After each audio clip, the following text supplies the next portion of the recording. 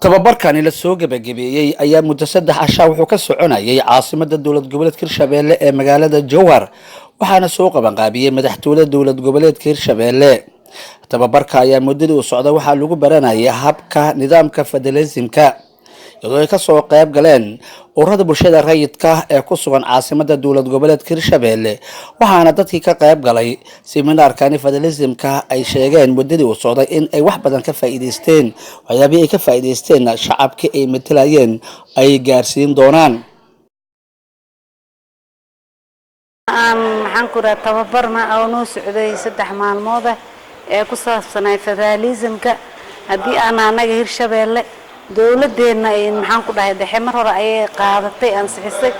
annagana maxaan ku raada waa soo dhaweeyna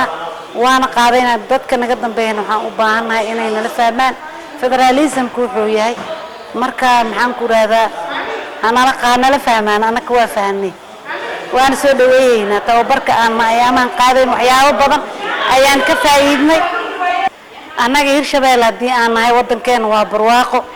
wadamada dadka maxaan ku raataa kulay jira ayaan ka mid nahay waa barwaaqo maxaan ku dhax xoolaha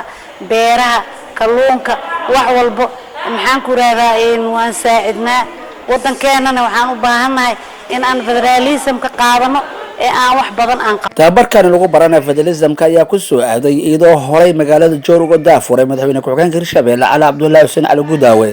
golaha dhismaha deegaanka degmada Jowhar ayna si weyn u soo dhaweeyeen waxgaradka iyo qaybaha kala duwan bulshada ku nool caasimada Hirshabelle.